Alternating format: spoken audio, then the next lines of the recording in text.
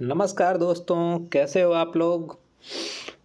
और आज आ गई है उत्तर प्रदेश की सबसे बड़ी पुलिस भर्ती, जिसका हम सभी को इंतज़ार था काफ़ी दिनों से, जो अभी चर्चा में थी। तो आज वो दिन यानी 23 दिसंबर उत्तर प्रदेश पुलिस भर्ती बोर्ड ने ला दिया है उत्तर प्रदेश पुलिस भर्ती का नोटिफिकेशन। टोटल 60,000 से भी ज़्यादा पद।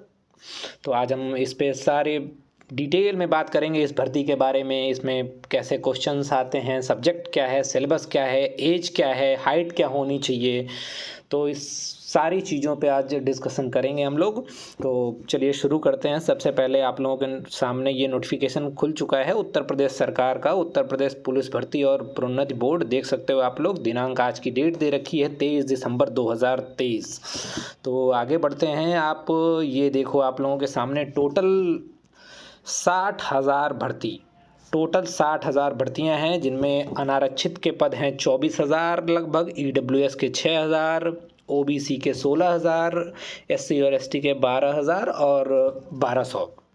बढ़ते हैं आगे। तो अगली चीज़ आती है कि आवेदन की तिथि क्या है। तो आप लोगों को ये जो डेट याद रखनी चाहिए कि इसमें आप लोग अप्लाई कर सकते हो 27 तारीख से। 27 दिसंबर, ये डेट आप लोग ना भूलें। 27 दिसंबर से इसके फॉर्म भरने शुरू हो जाएंगे और ये फॉर्म चलेंगे 16 जनवरी तक। 16 जनवरी यानी 16 जनवरी 2024 तक। लेकिन आप लोग, चूँकि इसमें खूब फॉर्म भरे जाएंगे, ऑलमोस्ट 25 लाख से ज़्यादा ही बच्चे फॉर्म भरेंगे, 25-30 लाख। तो आप लोग 16 जनवरी का इंतज़ार मत करिएगा। आप जितनी जल्दी हो सके, 27 से फॉर्म शुरू हो रहे हैं तो आप 28 को डाल दो, 29 को डाल दो, 30 कर दो, 5 जनवरी, 10 जनवरी तक आप लोग फॉर्म भर के फ्री हो जाओ।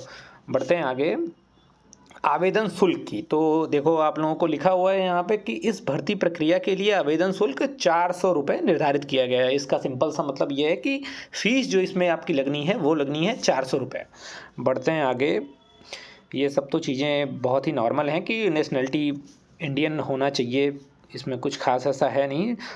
ये इम्पॉर्टेंट है, ये है शैक्षिक अर्हता, यानी कि आपकी एजुकेशन क्या होनी चाहिए।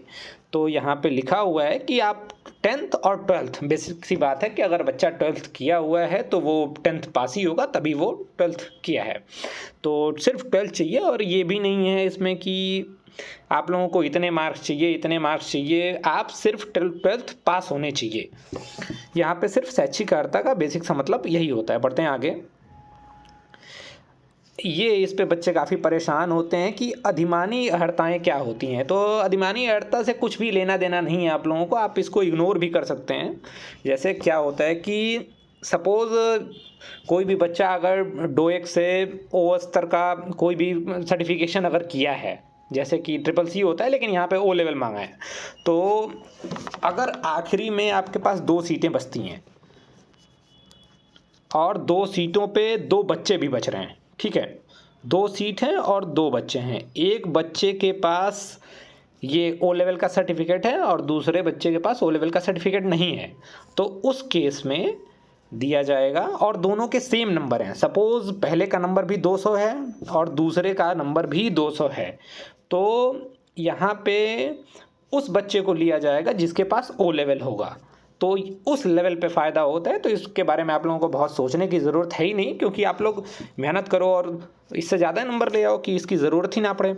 बढ़ते हैं आगे। ये एक इम्पॉर्टेंट चीज़, एज, जो कि पुलिस भर्ती में बहुत ही इम्पॉर्टेंट होती है। तो जो मेल हैं, ये बेसिकली जनरल का दिया होता है।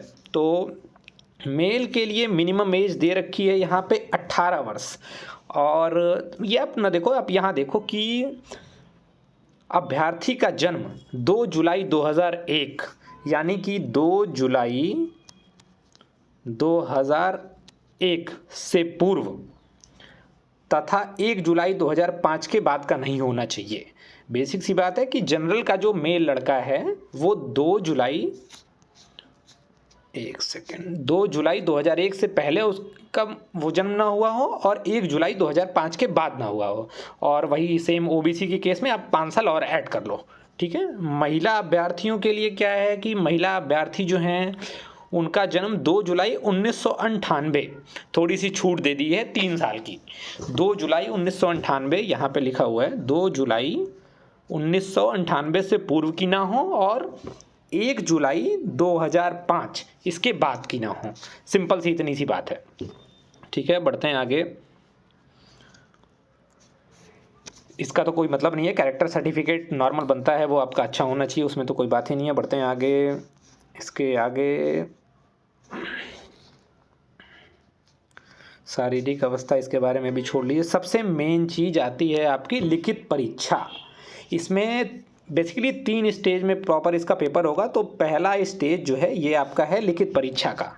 तो लिखित परीक्षा में देखो आप लोग, ये टोटल होगी 300 नंबर का पेपर होगा। यहाँ पे 300 मार्क्स, ठीक है। और जिसकी समय अवधि होगी 2 घंटे। 4 सब्जेक्ट होंगे। अभी मैं बताता हूँ आप लोगों को सब्जेक्ट क्या क्या होंगे। पहला सब्जेक्ट है सामान्य ज्ञान, सामान्य हिंदी, मैथ और रीजनिंग। सिंपल सी बात है, इतने ही सब्जेक्ट हैं यहाँ पे। तो क्वेश्चन टोटल होंगे यहाँ पे 150 क्वेश्चन होंगे और प्रत्येक सही उत्तर के लिए 2 अंक होंगे। यहाँ पे लिखा हुआ है कि जितने भी वो होंगे उसके लिए सही के लिए 200 अंक, यानी कि अगर 150 क्वेश्चन हैं और 2 अंक हैं तो टोटल आपके मार्क हो गए 300 मार्क का आप लोगों का पेपर होगा। और यहाँ पे लिखा हुआ है कि अभ्यर्थियों के गलत उत्तर के लिए -0.5 निगेटिव मार्किंग, यानी कि 1/4 की निगेटिव मार्किंग होगी।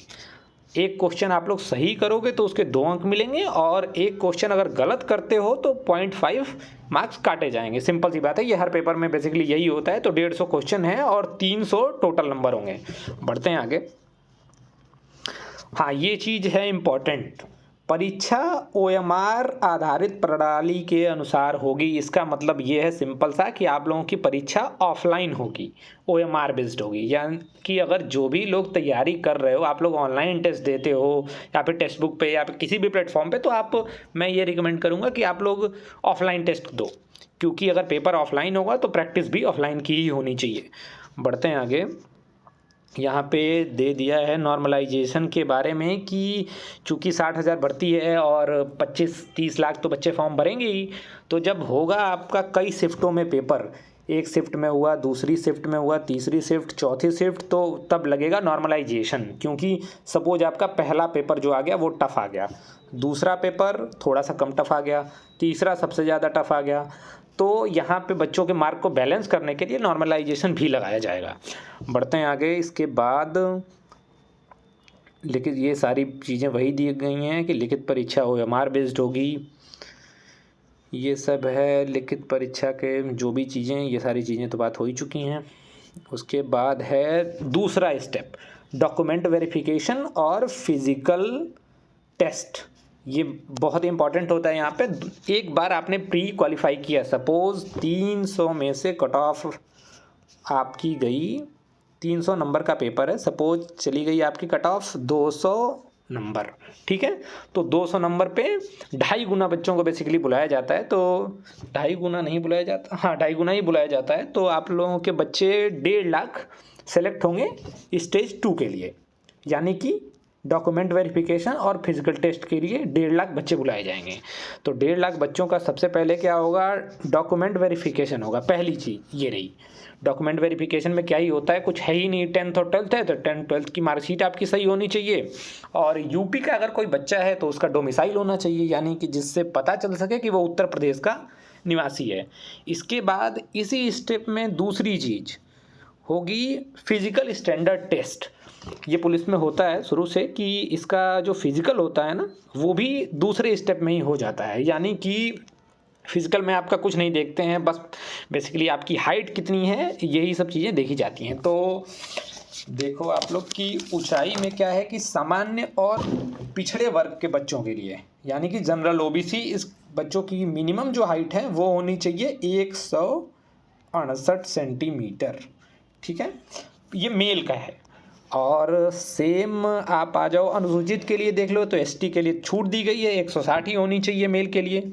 उसके बाद मेल में सीना भी नापा जाता है। तो यहाँ पे लिखा हुआ है कि जनरल और OBC बच्चों के लिए मिनिमम जो है 79 सेंटीमीटर, देखो आप लोग यहाँ पे लिखा हुआ है कि मिनिमम 79 सेंटीमीटर बिना फुलाने पर और कम से कम 84 सेंटीमीटर फुलाने पर, ये मेल है।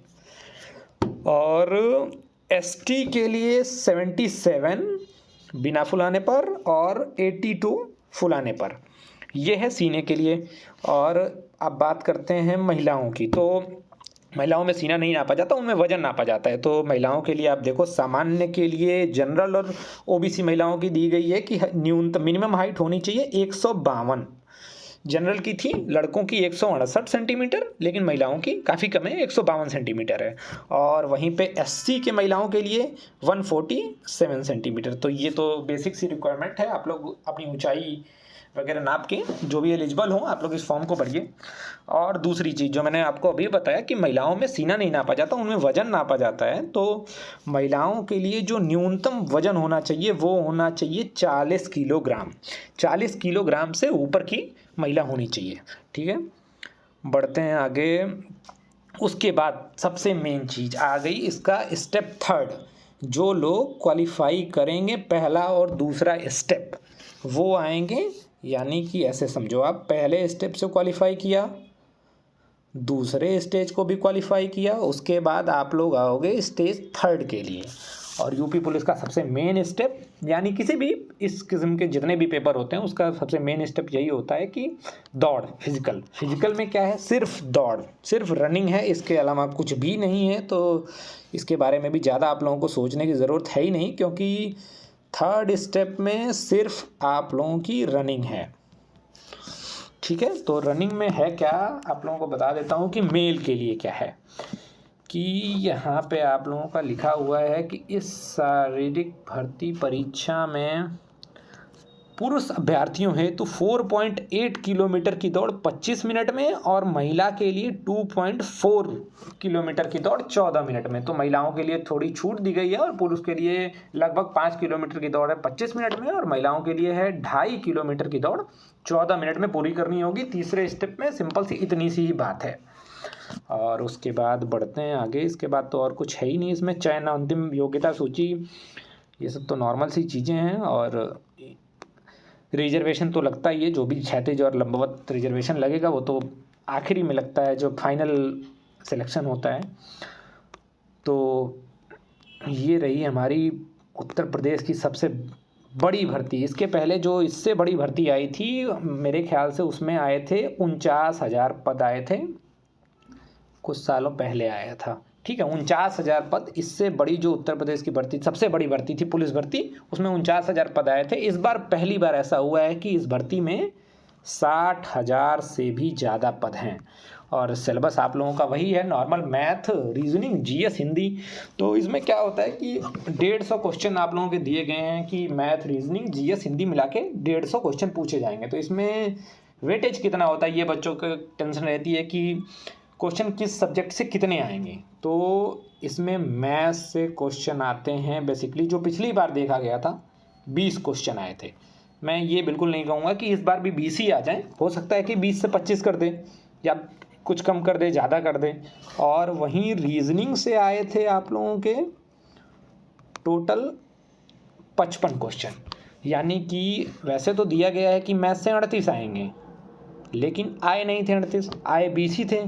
तो इसके जो 30 बचे थे वो इसमें ऐड होके 55 क्वेश्चन टोटल रीजनिंग से आए थे, और मैथ से आए थे 20 क्वेश्चन। यानी कि ये आप लोगों का टोटल हो गया 75 क्वेश्चंस मैथ और रीजनिंग मिला के आए थे। अब इसके बाद जो और बाकी सब्जेक्ट है जीएस और हिंदी, तो जीएस और हिंदी 4 सब्जेक्ट हैं, 150 टोटल क्वेश्चन पूछे जाने हैं। तो जीएस से आपके आए थे 38 क्वेश्चन पिछली बार, ऑलमोस्ट 38, ये मोटा मोटा आइडिया है। और हिंदी से आए थे 37, तो ये भी हो गया आपका टोटल 75। तो 75 यहाँ से और 75 मैथ और रीजनिंग से, तो आप लोगों के टोटल हो गए 150 क्वेश्चन। तो बेसिकली आप लोगों को मोटा मोटा मैथ, रीजनिंग, जीएस और हिंदी की प्रिपरेशन जम के करनी है। तो आप लोगों को तैयारी कहाँ से करनी है, ये बच्चा सोच रहा है कि कहाँ से पढ़ें कहाँ से ना पढ़ें। तो आप लोग सबसे पहले जीएस के लिए लूसेंट उठाइए, इधर उधर मत भटकिए। लूसेंट एकदम पढ़ जाइए पूरा। लूसेंट के जितने भी वन लाइनर हैं सारे आप लोगों को याद होने चाहिए एकदम, जो भी हो। हिंदी के लिए भी आप लूसेंट की हिंदी भी ले सकते हो, लूसेंट की हिंदी की भी बुक आती है, वो भी आप ले सकते हो। लूसेंट हिंदी और लूसेंट जीएस दोनों आप लोग ले लो। मैथ के लिए आप कोई भी प्रैक्टिस सेट ले लो। सबसे पहले आप फार्मूलाज एक कॉपी पे नोट करो लाइन वाइज, सारे फार्मूला जितने भी फार्मूलाज हैं, और उसके बाद एक बार सिलेबस को जितनी जल्दी हो सके, क्योंकि इस एग्ज़ाम की टेंटेटिव डेट जो दे रखी है ना, वो डेट दे रखी है 11 फरवरी। तो 11 फरवरी तो टेंटेटिव है, क्या पता एग्ज़ाम हो ही जाए, बट ये मान के नहीं चलना है कि 11 फरवरी को एग्ज़ाम नहीं होगा, क्योंकि एग्ज़ाम हो जाएगा तो आप लोग पढ़े नहीं रहोगे तो दिक्कत होगी। तो आप लोग 11 फरवरी ही मान के चलिए कि 11 फरवरी को हमारा एग्ज़ाम तय है और 11 फरवरी को ही होगा। तो आप उस हिसाब से तैयारी करिए, समय काफ़ी कम है, बहुत ही कम समय है, तो आप लोग लग जाइए। और टेक्स्ट बुक पे प्रैक्टिस भी आप कर सकते हैं। हालांकि मैं तो ये कहूँगा कि कोई भी मार्केट में अगर बुक आती, प्रैक्टिस सेट आते होंगे, या यूथ पब्लिकेशन निकालता है प्रैक्टिस सेट, या यूपी पुलिस के लिए किरण की शायद आती हो, तो आप लोग उसको भी ले सकते हो, परचेज कर लो। आप ऑफलाइन प्रैक्टिस करो। मैं बता देता हूँ, यूथ पब्लिकेशन की कोई टेस्ट सीरीज़ आती हो ऑफलाइन, या तो किरण की ऑफलाइन आती हो, तो इससे भी आप लोग प्रैक्टिस कर सकते हो। और ज़्यादा से ज़्यादा कोशिश करो कि ऑफलाइन ही प्रैक्टिस करो, ऑनलाइन ना करो, क्योंकि एग्ज़ाम जब ऑफलाइन होना है और ऑनलाइन प्रैक्टिस करोगे तो आप एग्ज़ाम हॉल में अच्छा परफॉर्म नहीं कर पाओगे। ठीक है गाइज, तो चलिए लग जाइए और इस बार इस भर्ती में नौकरी लेके फिर आगे की सोचिए आप लोग। Okay guys, thank you so much. Channel को लाइक शेयर सब्सक्राइब करना मत भूलिए। आगे इस भर्ती के रिगार्डिंग जितने भी इंपॉर्टेंट चीज़ें वो भी हम लाते रहेंगे जब तक आप लोगों का एग्ज़ाम नहीं हो जाता। Okay guys, thank you, bye bye, take care.